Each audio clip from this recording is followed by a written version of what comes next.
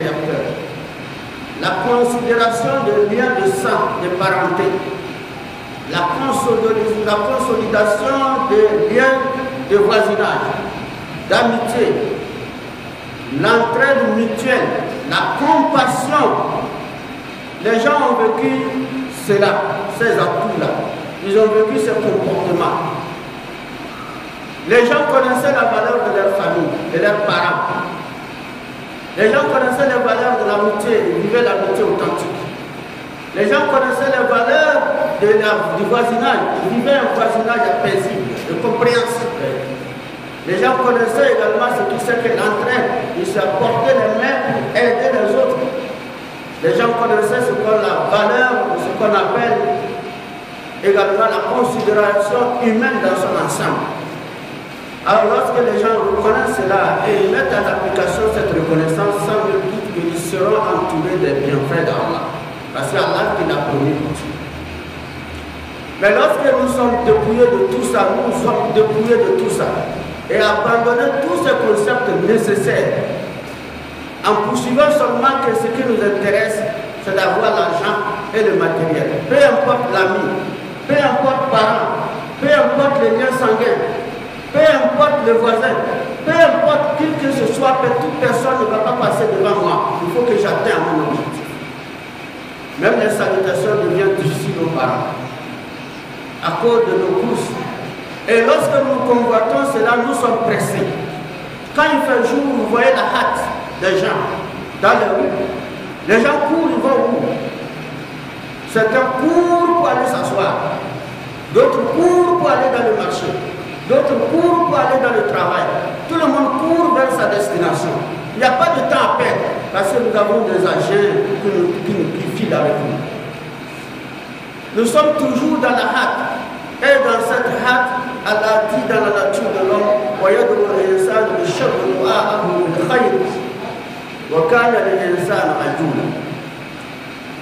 Allah dit l'homme appelle le mal tout comme il appelle le bien.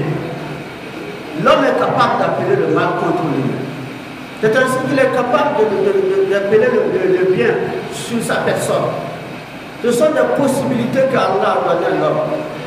Et c'est à l'homme de saisir ce qu'il considère comme positif pour lui.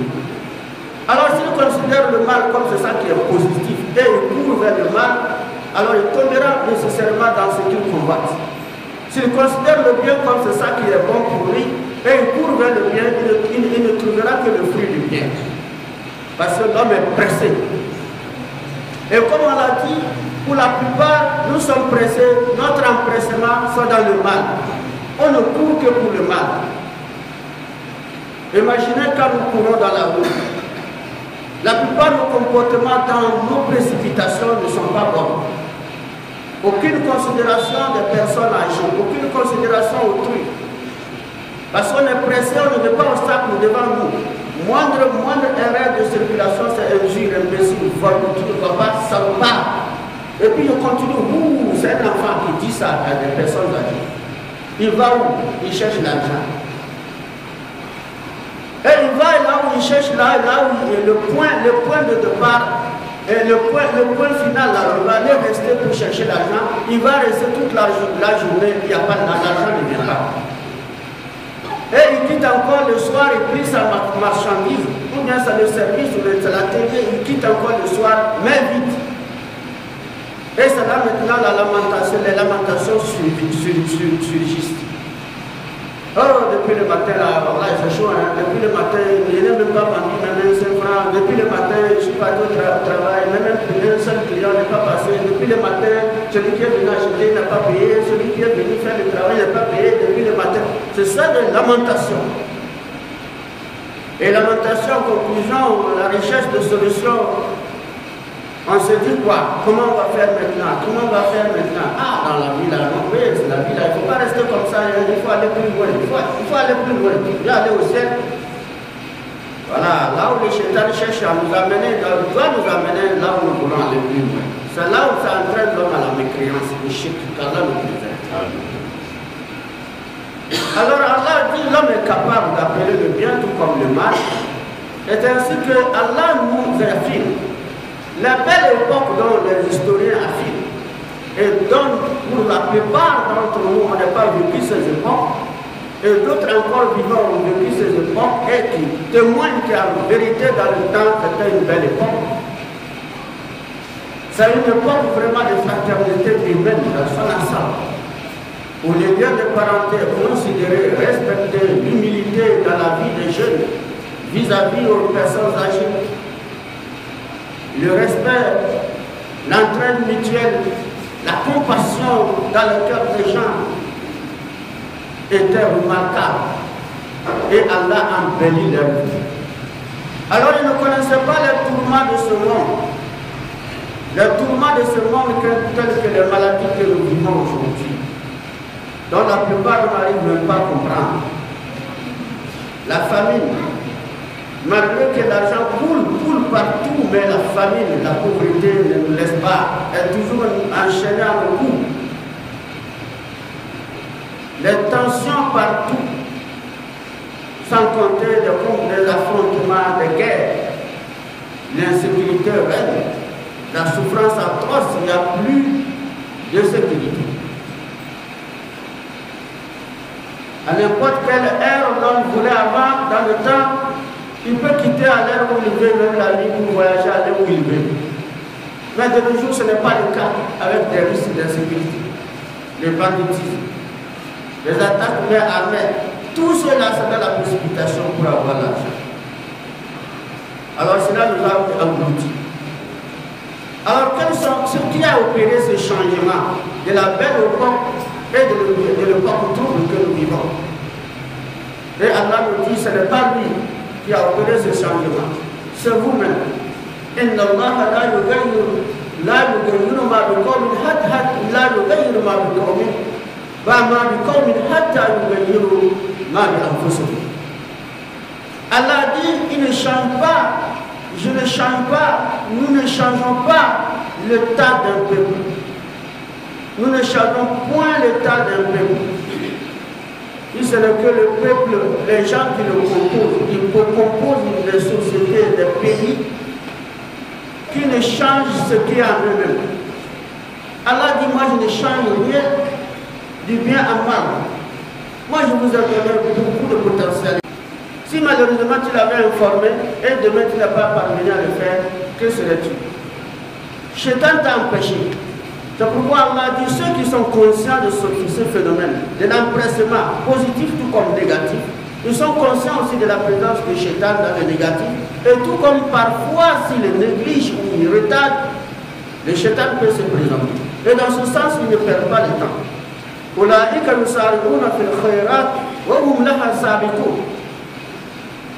Allah dit, ce sont ces gens-là, ils se précipitent à faire du mal, à du bien.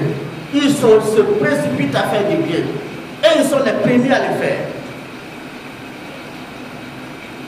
Imagine, par exemple, on dit c'est notre mosquée. C'est notre mosquée. Nous avons des bienfaiteurs qui ont travaillé. On ne les a pas demandés. C'est leur bonne foi. Ils ont pensé, et le lendemain, les chantiers ont commencé. Et même jusqu'à la semaine de vendredi, on a prié avec les camions. C'est ça la précipitation de faire. Mais aujourd'hui, nous sommes en chaos. Il reste quoi? Les tapis. Nous devons avoir les tapis. C'est ça qui est moderne. Alors si quelqu'un veut le faire, qu'il le fasse dans la précipitation.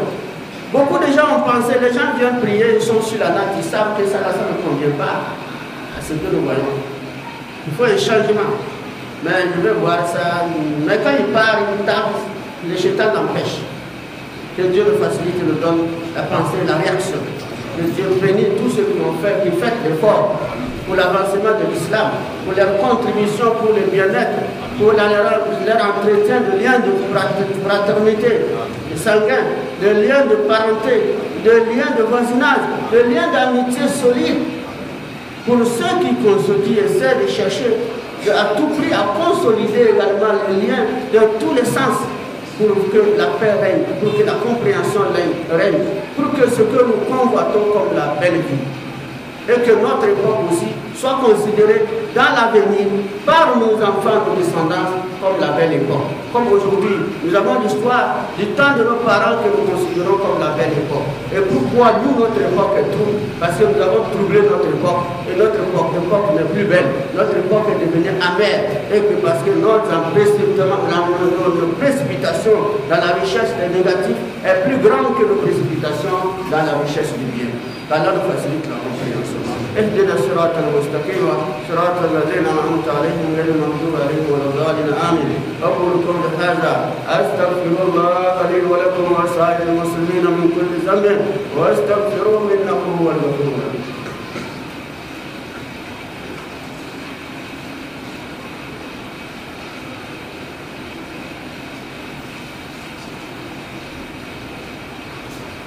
الحمد لله رب العالمين.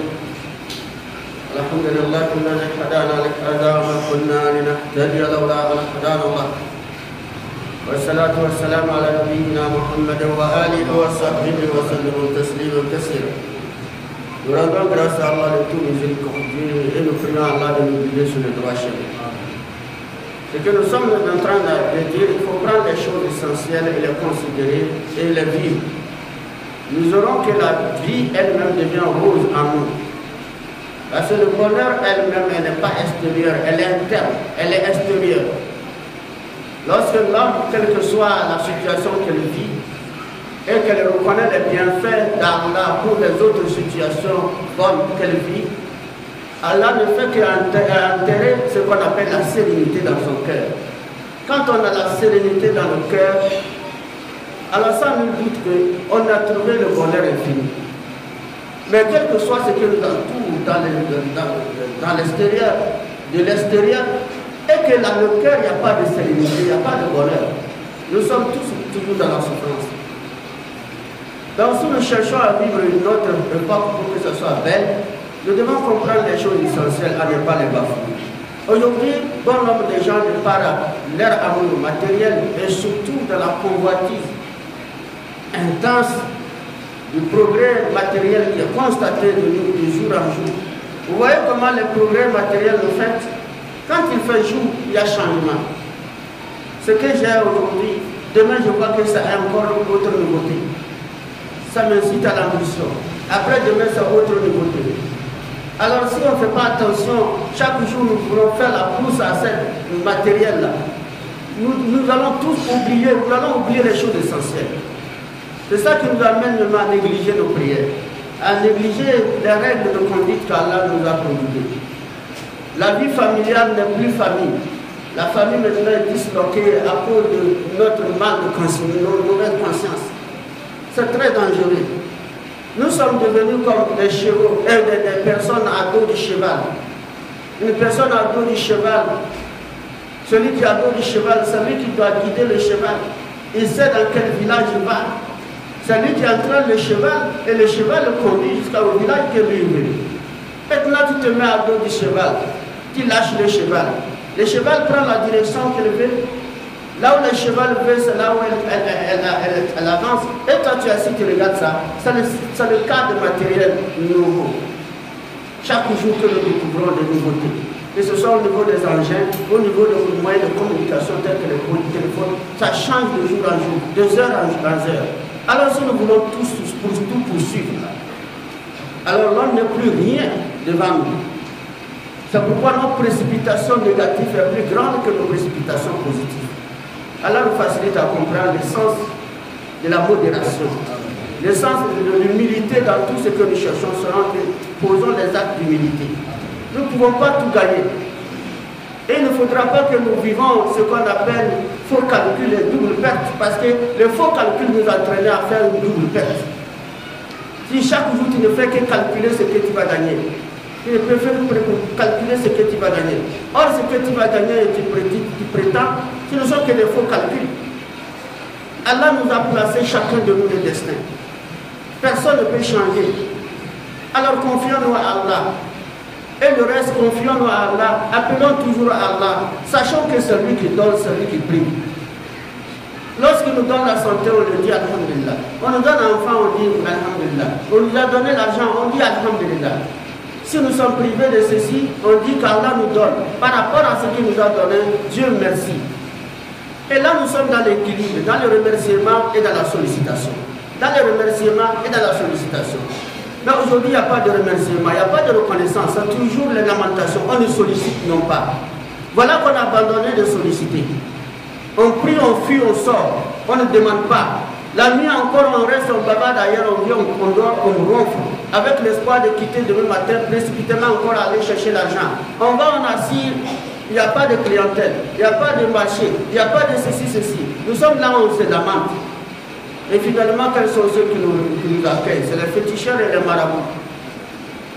Allah cherche à nous accueillir dans sa mosquée, dans ces lieux de culte pour que nous invoquons.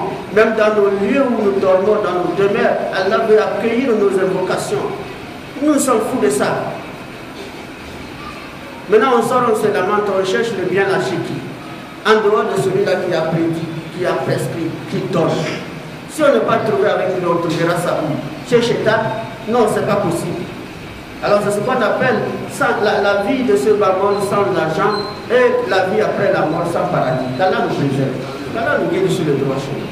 C'est très important de connaître réellement la nature de ce bas monde. La nature de ce bas monde est très complexe. Si nous ne savons pas faire, nous allons tout perdre. Nous allons tout perdre. Ni de spiritualité, ni de bonnes mœurs, ni de bons liens de parenté, de voisinage. Nous allons tout bafouer. Rien que ce que nous disons, c'est de l'argent. Voilà que l'argent, on ne gagne pas. Voilà qu'on n'a pas ce qui est essentiel. Voilà ce qui est même éphémère et qui n'a absolument rien, qui n'est autre un complément de la vie. C'est ça que nous avons pris comme essentiel. Et nous faisons souffrir pour rien. Qu'Allah nous préserve. Allez me dire sur le droit chemin. ربنا إننا آمنا فاغفر لنا ذنوبنا وقنا عذاب النار ربنا آتنا في الدنيا حسنة وفي الآخرة حسنة وقنا عذاب النار ربنا لا تزغ قلوبنا بعد إذ هديتنا وهب لنا من لدنك رحمة إنك أنت الوهاب اللهم ارحمنا بالقرآن واجعله لنا إماما ونورا وهدى ورحمة برحمتك يا أرحم الراحمين يا رب العالمين ويا مقلب القلوب ثبت قلوبنا على دينك توفنا مسلما وألحقنا بالصالحين وآخر دعوانا الحمد لله رب العالمين وصلى اللهم على سيدنا ونبينا محمد وآله وصحبه وسلم تسليما كثيرا.